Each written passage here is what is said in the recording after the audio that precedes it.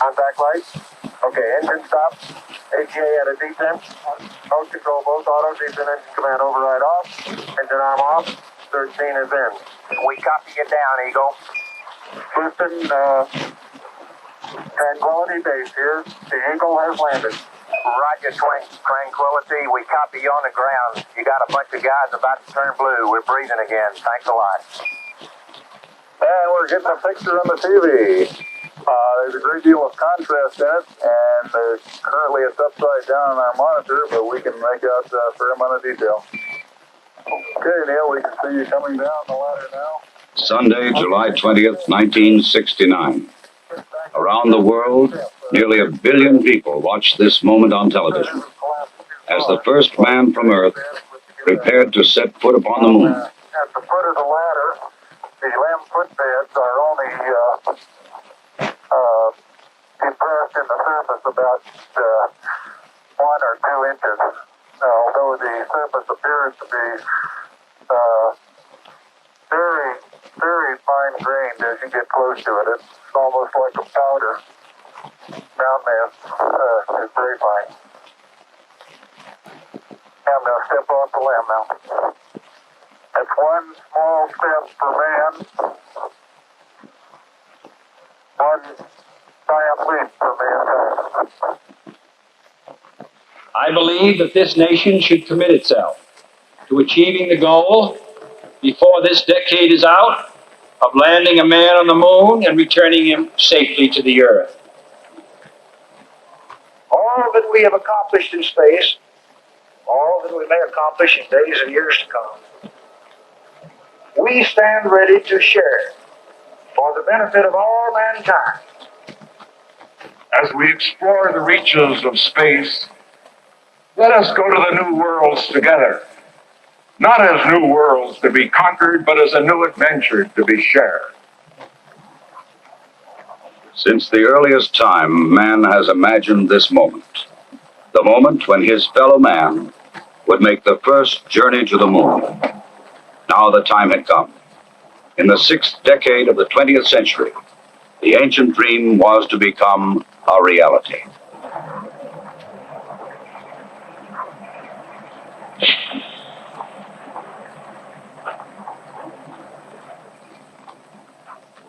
The flight of Apollo 11 was the culmination of many years of planning, working, building, and testing.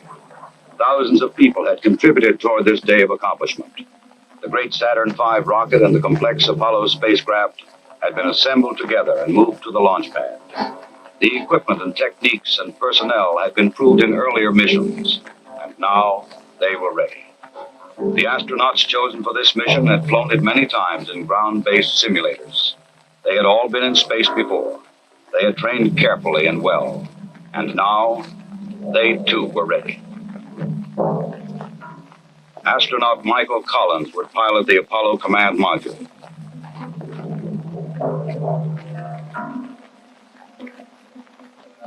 Astronaut Edwin Aldrin Jr. would pilot the lunar module.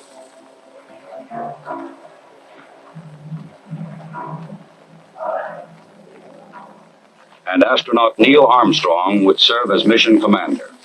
Armstrong would be the first man to step upon the moon.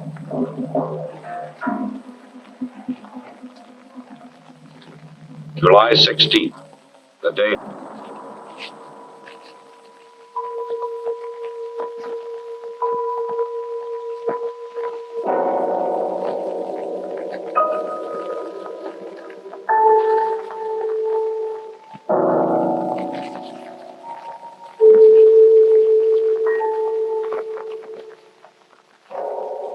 Three hours later, the Apollo command module moves forward to extract the lunar module from the 3rd stage of the launch vehicle.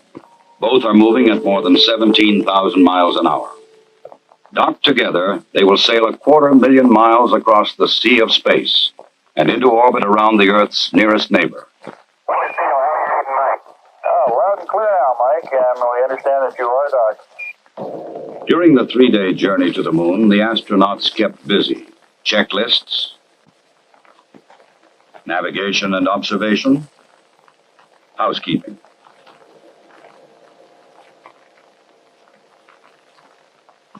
They must work in a weightless environment, keeping their spacecraft and themselves in good condition.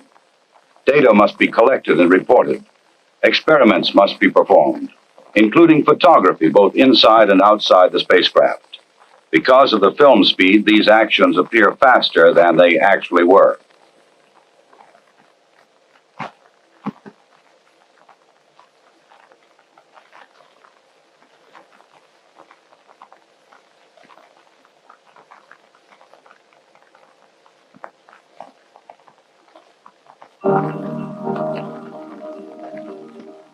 July 19th.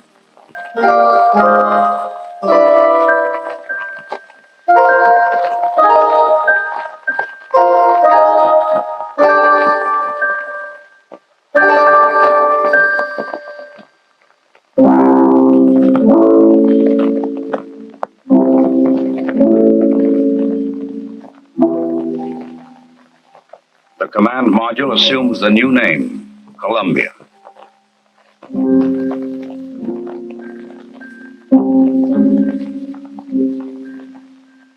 The lunar module will be called the Eagle. From Columbia, Michael Collins' camera sees bright rays of the sun reflecting patterns of color from the surface of the Eagle.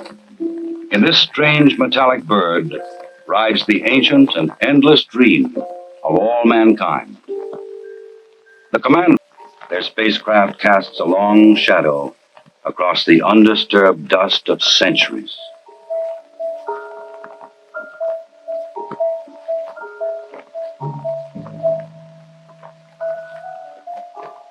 Seven hours after landing, after careful preparations for later ascent were completed, Armstrong opens the Eagle hatch and begins his climb down to the surface.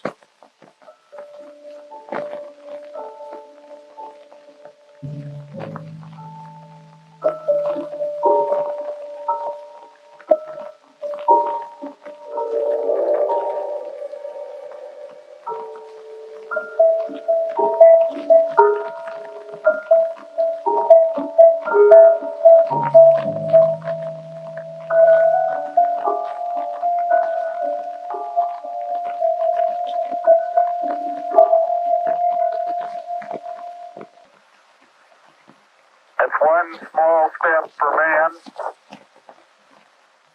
one giant leap for mankind.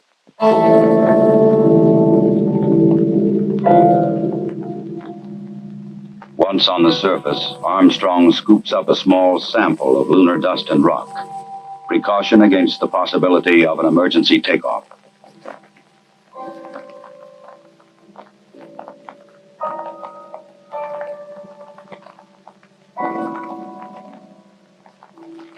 According to plan, astronaut Aldrin now descends from the Eagle. He and his equipment would weigh 383 pounds on Earth. Here, they weigh about 66 pounds.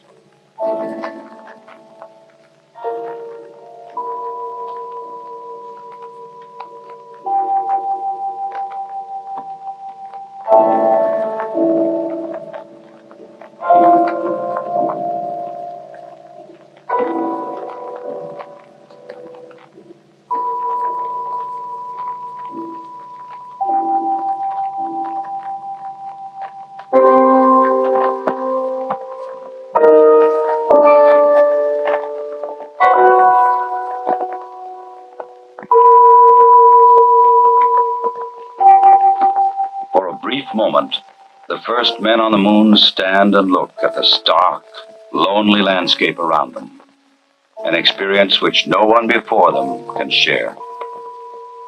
But there is much to be done in the limited time which they can stay on this airless, cloudless satellite of Earth. This sheet of metal foil traps and holds particles from the sun, the so-called solar wind, or barrage of solar energy, which constantly strikes the moon's surface. Results of this experiment will be taken back to Earth to reveal new secrets to anxious scientists. Medals honoring American and Soviet spacemen who lost their lives in earlier space tests, and a small disc carrying messages of goodwill from 73 nations on Earth.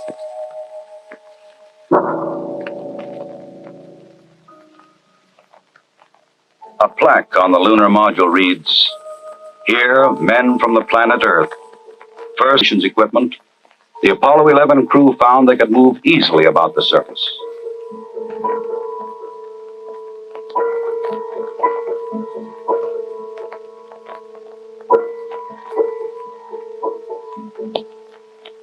Because there is no wind or rain on the moon, these footprints will remain for centuries."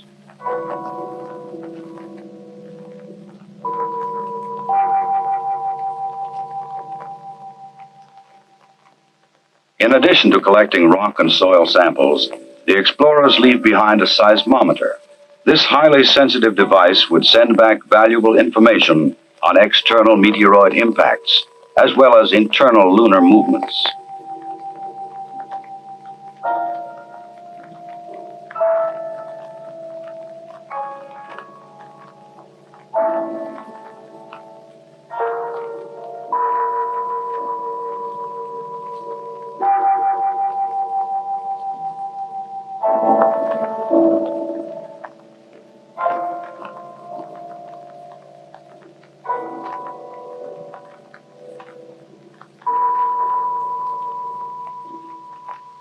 A 100 prism laser reflector would help man to measure the exact distance from Earth to Moon to an accuracy of 6 inches.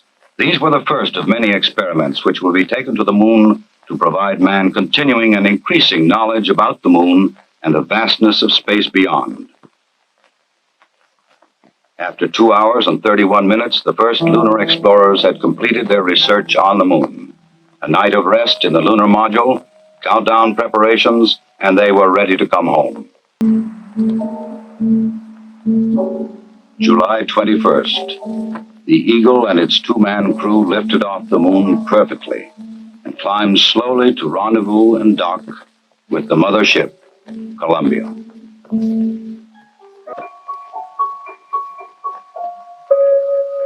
Once again, the bright blue planet of Earth rises over the lunar horizon. For those who had witnessed man's landing in the Sea of Tranquility, the Moon would never again appear quite the same. They were home again.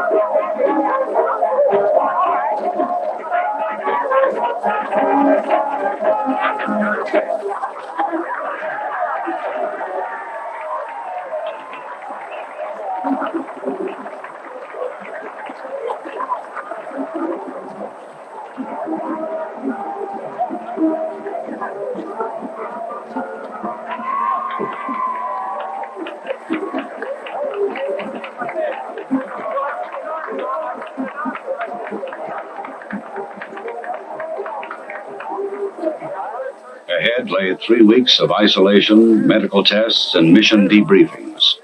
Then visits to major cities of America and abroad. The details of their unique mission would be relived and remembered so that others might learn what they had learned, and that future travelers in space might build upon their experience.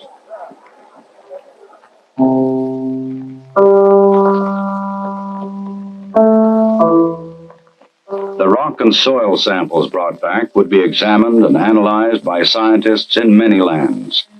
They would reveal new insights into the origin and the age and the composition of the Moon, and perhaps new knowledge of the Earth as well. Already experiments left on the Moon were sending back revealing new information.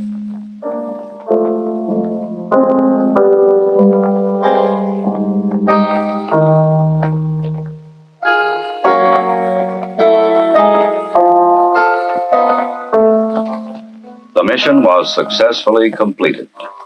The Eagle had landed the first men on the Moon, and Columbia had returned them safely to Earth.